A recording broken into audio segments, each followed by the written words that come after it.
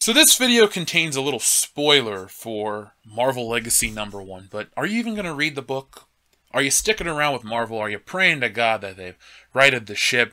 Do you really think that within 1 month they've fired all the cancerous employees of their company and they've about-faced with their stupid political views? No! Fuck no, they haven't, and fuck no, you don't give a shit. So, Marvel Legacy is out, and it is the biggest event that no one has ever given a shit about. It's essentially an attempt for Marvel to get on its knees and say, please, customer, please come back. We need to sell more than 20,000 copies of our biggest selling title each month. We're a big industry. We need people to believe we're a big industry, and we can't fake the sales numbers, so we have to do something to get you to buy our books. But months ago, hell, over a year, we haven't even given a shit about you because we don't want you. We don't want the white guys to read the books. We don't want your normal everyday American. We want this bizarre fringe. We want this set of extremist assholes making our books, buying our books, investing in us as a company, and no one is there. So, that bizarre little aside behind us now. Let's talk about the big news, and it's Wolverine. Wolverine's back. Wolverine's back in the Marvel Universe. Now, I know some of you are going, but Wolverine never left. Wolverine is X-23, and she's a kick-ass character. You know what? X-23 is a fine character, but for her to take up the mantle of Wolverine is stupid and offensive. But let me rephrase that. Logan is back. But Old Man Logan never left, and he's just as good as regular Logan. What are you complaining about? Again, a stupid other-world universe Logan is back. Nah, it doesn't matter. The real Logan, the real Wolverine is back. And as a guy who's a fan of Wolverine, I'm happy. But my bigger question is, why the fuck did he ever leave in the first place? Now, if we go back and we look at the Death of Wolverine storyline, it was good.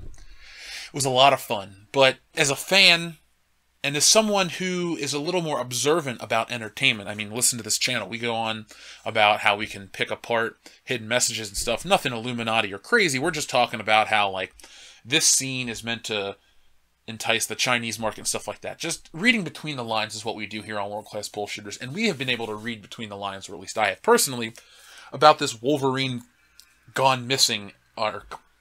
When they killed him off, and they killed off the rest of the X-Men and the Fantastic Four, it was basically to give a middle finger to Fox and say, fuck you, we're going to do our own thing. We have the license and the rights to the Inhumans, and the Inhumans are going to be huge. The Inhumans are going to change the world. They're going to replace the mutants, and then the Inhumans got canceled. The Inhumans is the lowest rated Marvel property in history. I'm going to look it up. Maybe even Howard the Duck has a higher review score than the Inhumans. Let's look that up real quick. Howard the Duck. On Rotten Tomatoes, Howard the Duck has a 15%, while the Inhumans has a 7%. So, double and 1% higher. That's how much better Howard the Duck is than the Inhumans. But you know what? It's not cool to kick a person when they're down, but it's really good to kick a company when they're down. So Marvel's hubris is to blame for the Inhumans debacle. And the Inhumans are to blame for Wolverine's death and the Fantastic Four, and all these other stupid decisions because fuck Fox. That's Disney's train of thought.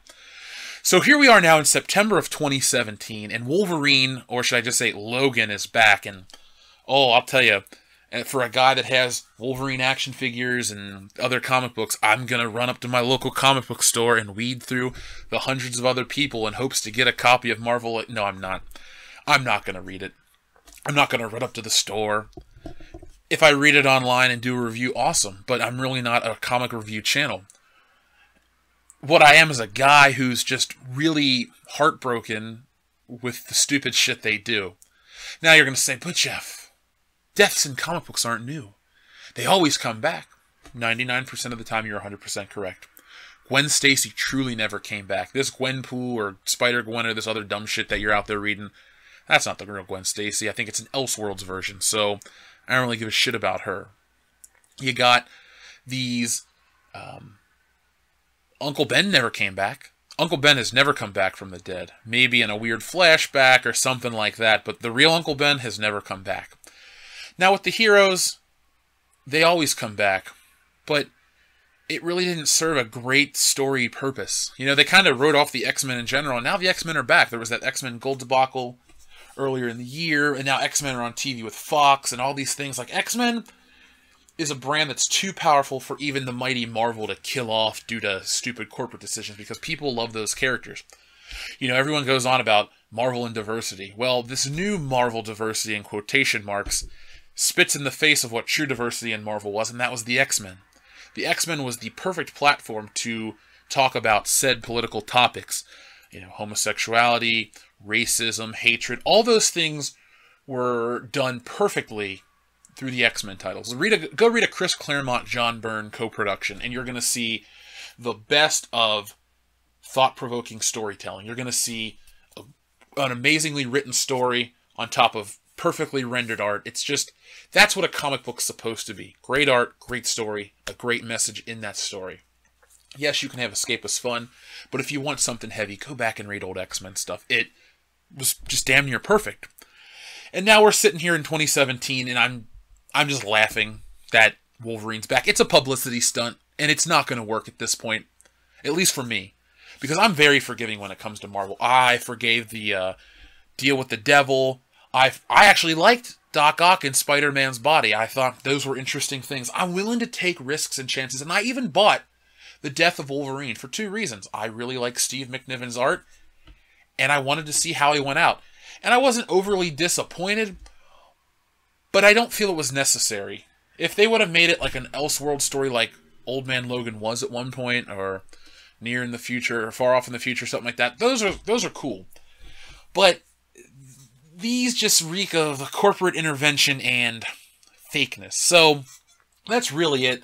I think that this story is essentially Marvel's last-ditch attempt to bring these old people back. And yeah, I do mean old people, because comic book fans skew older than any other form of entertainment, next to like Lawrence Welk and the NewsHour with Jim Lehrer, if Jim Lehrer is still alive.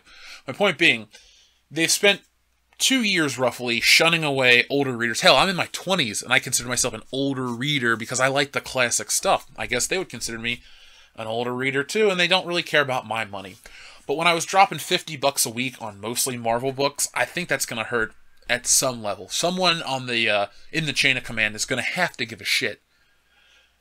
I don't know. Maybe I'm crazy, but I know I'm not the only one.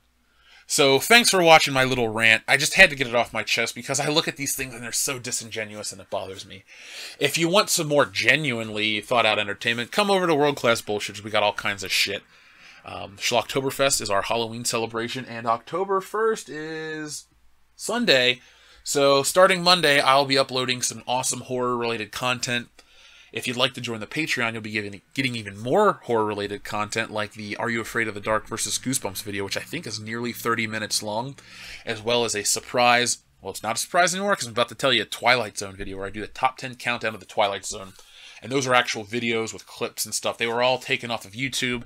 They're too risky, even though I followed fair use, but they're there for the patrons to check out. And for $1 a month, you can get stuff like the Star Wars The Force Awakens drunk commentary, as well as the Ghostbusters drunk commentary, and an IT roundtable discussion. And we're fairly new on Patreon, so new shit's going to be coming out every week. So thanks for listening to this video. Give it a thumbs up, subscribe to the channel, and I'll be back tomorrow with World Class Bullshitters, the epitome of pop culture.